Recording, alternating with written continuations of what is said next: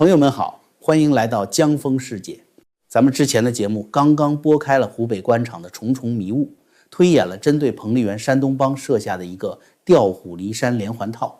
结果呢，咱们的话音刚落，5月30日，新华社的通稿就直截了当地砸了下来。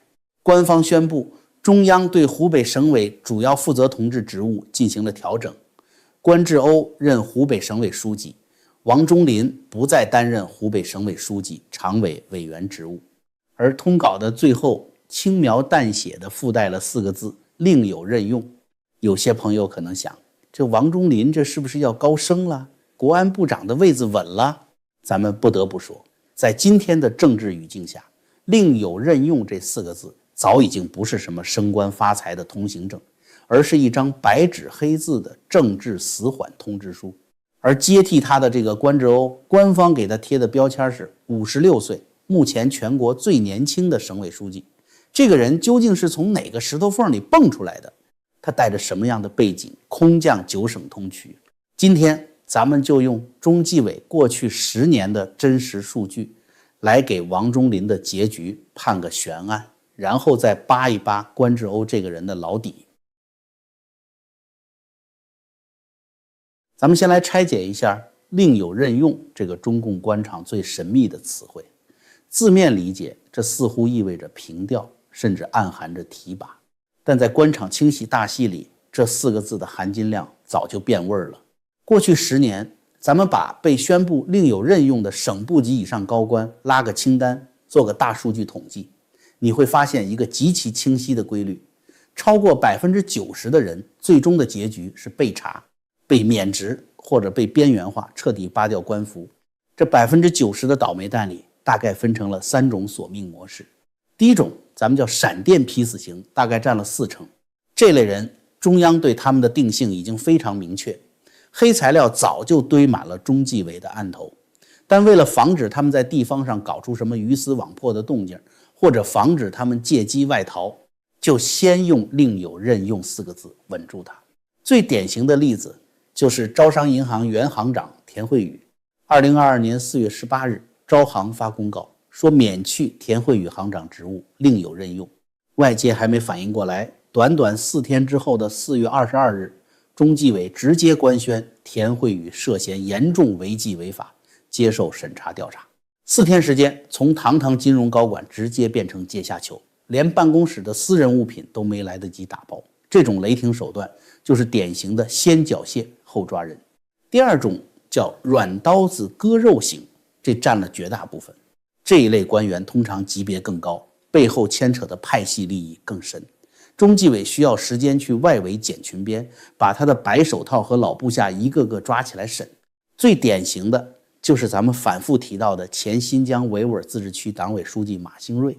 2025年7月，马兴瑞被免去新疆的职务，官方也是这4个字，另有任用。当时很多人也猜他要回中央高就，结果呢，被发配到中央农村工作领导小组去当了个副组长，坐起了冷板凳。这把软刀子钝割了整整9个月。到了2026年4月，新华社终于落锤，马兴瑞轰然落马。这9个月里，马兴瑞每天去那个清水的农工组上班，看着身边以前对自己点头哈腰的同僚开始躲着自己走，那种煎熬比直接抓进去还要折磨人。第3种是秋后算账型。这类官员表面上看着最体面，宣布另有任用后，给安排到全国人大、全国政协去当个副主任委员，所谓退居2线，安享晚年了。但其实这只是一种长期的监视居住，等到几年之后，主子腾出手来了，或者需要借他的人头立威了，直接就在退休干部名录里把他揪出来，开除党籍，取消退休待遇，晚年连个安稳觉都不让你睡。回过头来看王忠林，他现在属于哪一种？他交出了湖北省委书记的实权，按照彭丽媛势力的如意算盘，是要去接国安部长的。但国安部长这个位子必须经过人大常委会的程序表决。现在人大的掌门人赵乐际以及手握清算尚方宝剑的政敌胡春华，怎么可能让这道程序顺顺当当的走完？他们只要在人大常委会上稍微做点手脚，借口说有群众举报该同志在湖北期间存在问题，需要组织核查，这任命就能无限期搁置。王忠林现在就是卡在了这个程序的夹缝中，实权没了，心职悬空。他现在的处境就是进了中南海的政治隔离房，在这个隔离房里没有阳光，没有权力的春药，只有中纪委专案组在外面翻阅他旧账的沙沙声。这也是为什么我敢断言，这4个字就是他政治生命终结的倒计时。王忠林现在在政治隔离房里煎熬，那精气神肯定是一天不如一天。其实不光是这些身处高压漩涡里的官员，咱们普通人平时应对高强度的工作和生活压力，也极度需要维持饱满的精气神。在这里，我要再次向大家推荐咱们频道的老朋友普瑞堂玄宝黑参。它采用9蒸9晒的古法传统工艺，把极其稀有的皂苷活性激发到了极致。每天泡上一杯，能帮您补足元气，缓解疲劳，让您的精力随时保持在线，永不断电。请支持江峰，点击视频下方描述栏里的链接购买。结账时千万别忘了输入专属优惠码 JF。现在只要购买满500美元，就直接送您一根珍贵的黑参，多买多送，上不封顶，而且享有全球包邮。好，咱们言归正传。虽然外界盛传王忠林是因为牵扯进了马兴瑞高达上千亿的新疆财政洗劫案和济南高新控股的资产包案才惹祸上身的，但今天咱们不谈高层那些云山雾罩的百亿千亿，咱们把视线往下放，看看王忠林这个人当年在底层是怎么发迹的。你看懂了他的过去，就会明白今天的另有任用不过是他迟来的因果报应。中共的官场有一个逆向淘汰的铁律，越是心狠手辣，越是敢踩着别人的骨头往上爬的人，升得越快。王忠林在这方面是个绝对的优等生。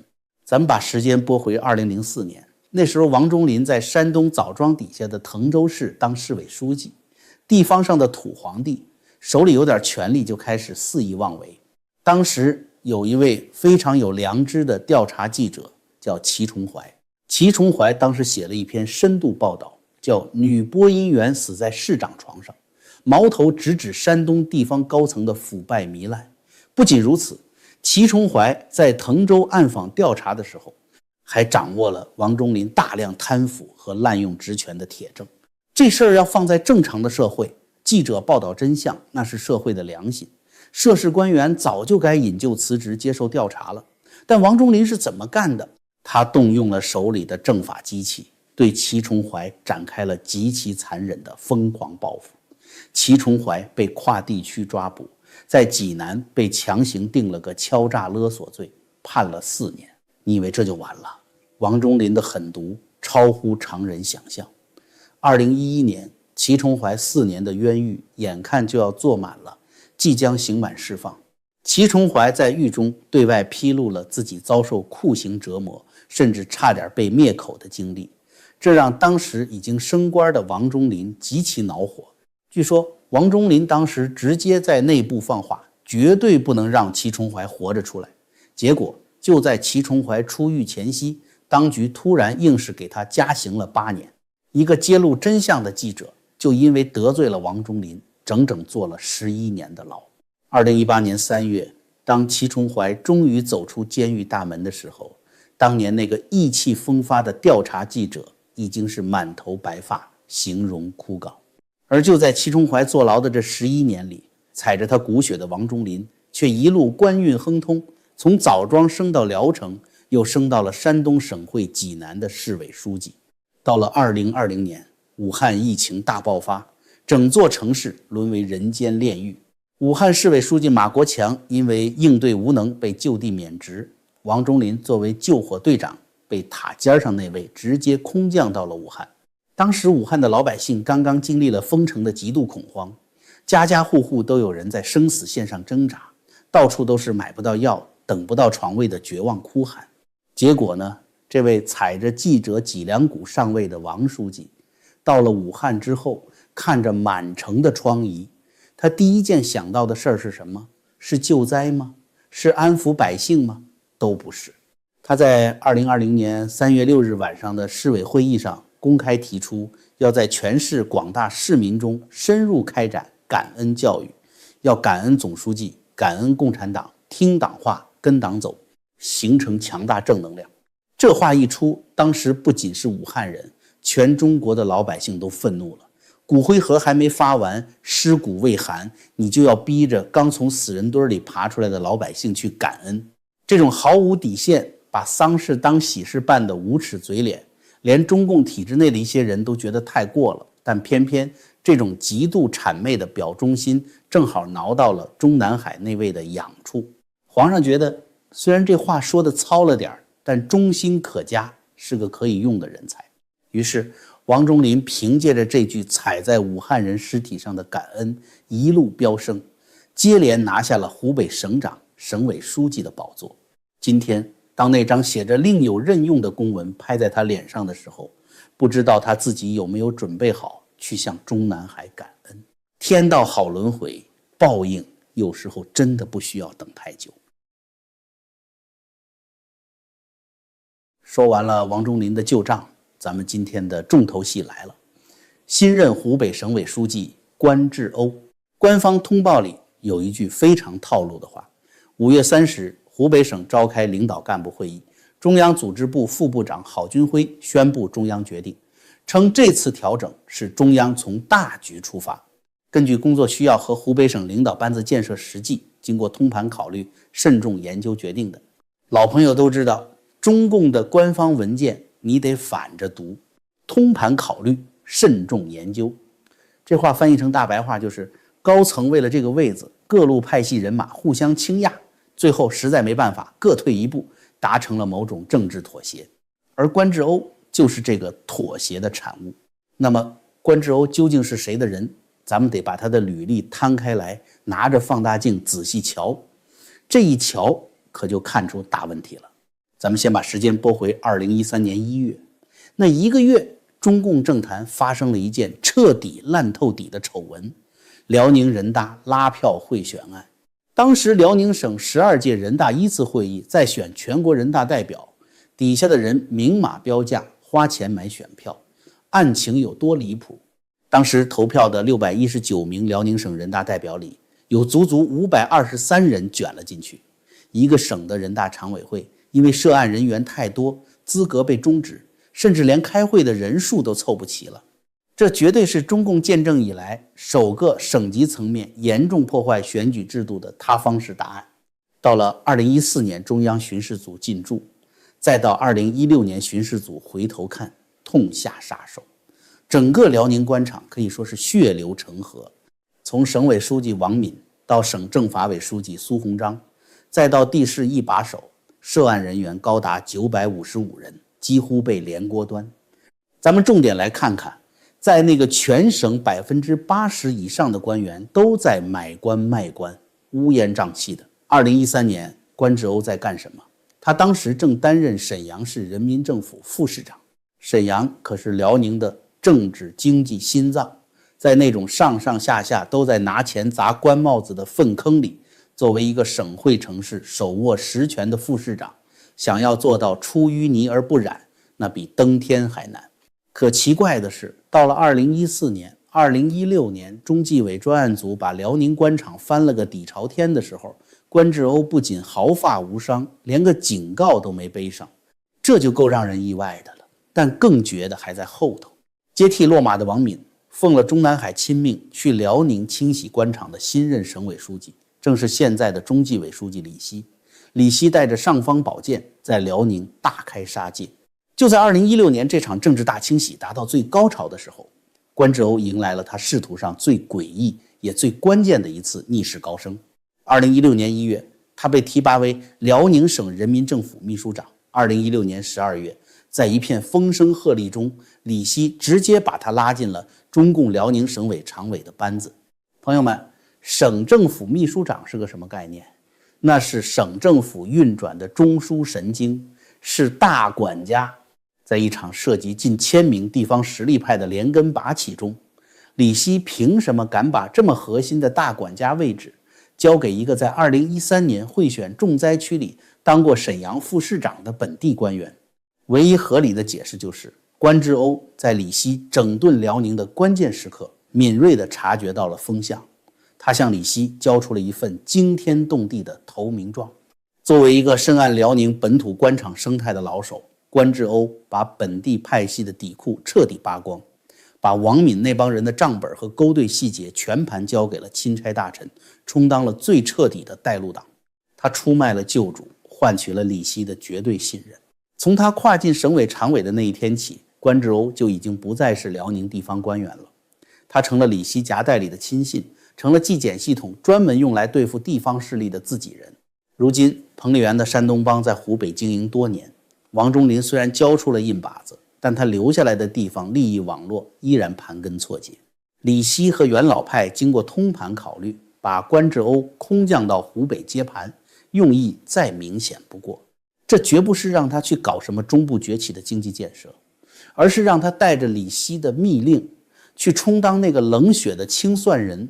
湖北的官场接下来必定是一场大风暴。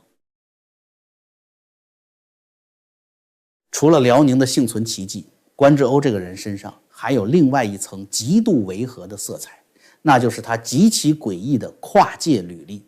公开资料显示，关之欧是个高学历的技术官僚，先后在沈阳师范学院、沈阳农业大学读书，最后拿到了中国科学院沈阳应用生态研究所的生态学博士学位。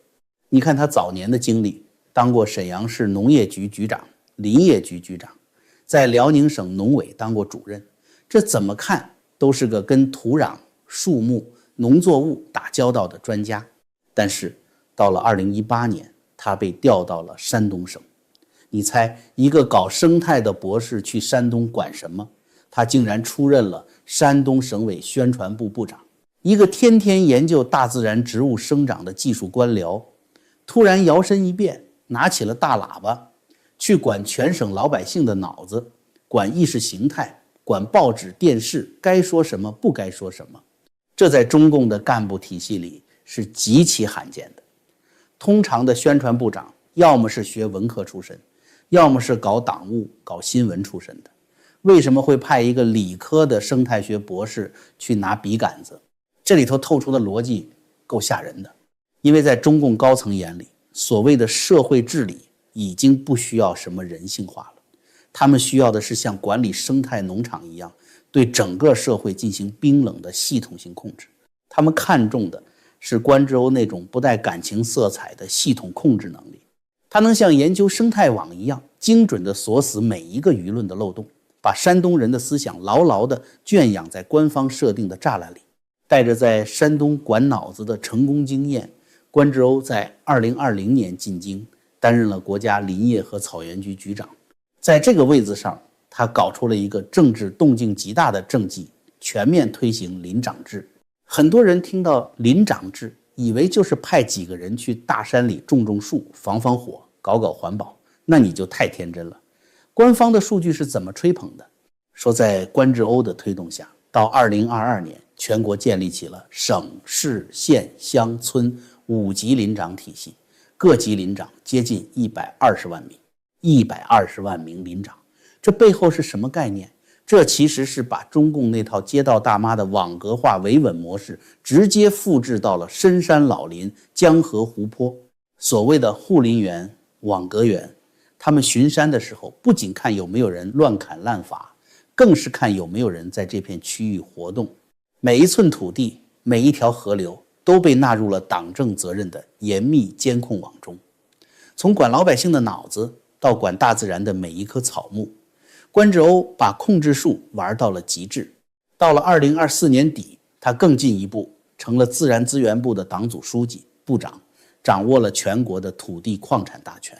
大家要知道，现在的中国地方财政早就崩盘了，所谓的中部崛起背后全是土地财政留下的烂摊子。湖北有长江，有大湖，有武汉，都市圈庞大的工业和半导体产业用地，这里面藏着多少权钱交易的黑洞。北京把一个懂意识形态控制又懂土地资源摸底的官员派到湖北，这传递的信号再明确不过了。发展经济已经不是第一位的了，控制底线，排查资源，清洗掉原来山东帮在土地项目上的利益输送，才是关志欧的首要任务。他就是带着一副电子手铐和一本查账的铁算盘去湖北上任的。最后咱们还要聊聊关志欧身上另外2个极具政治隐喻的标签。第一，他是个满族人，在中共现任的高级官员中，少数民族做到大省封疆大吏的可以说是凤毛麟角。中共向来有一个不成文的套路，在汉族主导的且地方宗派势力顽固的大省，如果中央想要强力收权或者搞大清洗，往往会特意安排一个没有本地根基，甚至连汉族主流利益集团都不属于的少数民族官员空降。这种人在地方上没有七大姑八大姨的牵绊，没有同学同乡的包袱，挥舞起大刀来毫无顾忌。这就好比当年清兵入关，靠的就是那种跟中原士大夫没有任何人情交集的冷酷。关志欧这次去湖北扮演的正是这个满人入关的监军角色。第二，这是最讽刺的一点，官方媒体这2天在拼命炒作一个概念，说关志欧是准70后，出生于1969年12月，56岁，是目前全国最年轻的省委书记。咱们仔细品品，这个最年轻56岁，搁在普通老百姓那儿，头发都白了一半了，再干2年都该琢磨退休带孙子了。在中共官场居然成了全国最年轻的一方诸侯。咱们拿历史数据对比一下就知道了，在邓小平搞干部年轻化那个年代，胡锦涛当贵州省委书记的时候只有42岁。到了江湖时代，大量提拔年轻干部作为梯队储备。孙政才、胡春华当上省委书记的时候也只有46岁，当时的政治局委员50岁出头的大有人在。可到了今天，包总治下，整个官僚体系严重老化。咱们看到一张海外流传的历任省委书记就任年龄的散点图，那条年龄曲线在最近这10年呈现出一条极其陡峭的上升趋势。50岁以下的省委书记绝迹了，连55岁以下的都找不到了。现在一个56岁的人居然成了整个省级党委书记里的一根独苗青葱。为什么会出现这种断崖式的老龄化？原因非常简单，也极其自私，那就是塔尖上那位对接班人有着病态的恐慌。如果地方上出现了一批40几岁履历完整的省委书记，外界就会自然而然地把他们看作是下一代的接班梯队，这就会对当今圣上的终身独裁构成无形的心理威慑。为了保住自己的皇位，他宁愿让整个国家的官僚机器变得暮气沉沉，宁愿让这个体制绝育，也不允许任何有活力的年轻力量浮现。通过严格控制人事任免，人为的拔高提拔年龄，把所有人的青春都熬干了，让他们对最高权力彻底失去非分之想。但这也恰恰给反西派这些人留下了操作的空间。关志欧今年56岁，到2027年21大换届的时候，他担任正部级的时间不够5年，没法直接进政治局。但这正是各方妥协的精妙之处。元老们看得更远，他们在布局2032年的22大，到时候关志欧积累了2个大省的书记资历，顺理成章就能抢占政治局的席位。这说明什么？说明在这个老态龙钟的体制内，有人已经在为后包子时代未雨绸缪，悄悄埋下自己的政治暗线了。好，今天的节目就到这里。朋友们，您觉得关志欧能镇得住湖北的乱局吗？王忠林的这个另有任用还要走多久才会出大结局？欢迎在下方评论区留下您的高见，别忘了点赞订阅咱们的频道，把视频转发给更多的朋友。感谢您的支持，咱们下期再见。